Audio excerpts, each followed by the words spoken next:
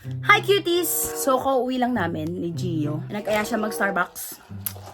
After namin magsara ng tindahan. Ako, mahilig ako sa cookies. Ito, favorite ko talaga to. Yung macadamia cookie ng Starbucks. Although alam ko marami pang mas masarap dito. Pero kasi, yung Starbucks, sobrang accessible. Parang kahit saan ko pumunta may Starbucks. So, okay ako dito. So, bumili rin ako ng plant-based na cookie from Starbucks. And tingnan natin kung anong mas masarap. Or kung pakapantay ba siya. This one muna yung macadamia. Harap.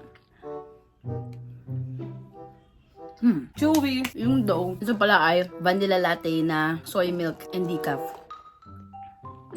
Decaf kasi sobrang baba ng tolerance ko sa caffeine. Pag ganyan, hindi talaga ako nakakatulog. Kasi hindi naman talaga ako mahilig sa kape. I mean, hindi ako pala kape talaga. More on tea ako. Sa morning, ganun. More on tea ako, hindi talaga ako kape. Nagkakape lang ako para sa taste. Kasi gusto kong malasahan yung kape. Namimiss ko na yung lasa, ganun. Pero yan. Kaya kapag gabi na talaga, lumis ko pala. Kaya kapag gabi na talaga, hindi talaga ako nagkakape. Ngayon, try naman natin tong plant-based. Ano ba to? Ano ba to gawa?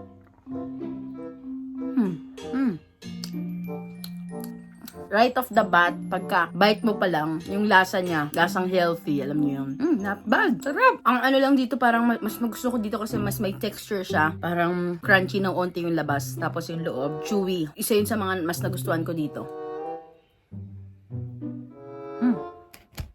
Sarap din. Ayun nga, lasang healthy. Alam mo yung pag kumakain kayo parang oatmeal cookies, ganun. Parang ganun lang niya. And ang nagustuhan ko din dito sa plant-based cookies kasi wala siyang nuts. Actually, hindi ako mahilig sa nuts. Kahit dito sa macadamia cookie. Ayoko sana din yung mga macadamia na nuts. Ayoko yan. Gusto ko lang talaga itong chocolate. Which is ito, nakakatuwa kasi puro chocolate lang talaga. Kaya ayun. So far, okay parehas. Ngayon, kung papapiliin ako sa dalawa, parang mas pipiliin ko to. Yeah, nagulat din ako. Pero sa bagay, sorry Starbucks, pero hindi mo talaga sobrang sarap ng cookie na to.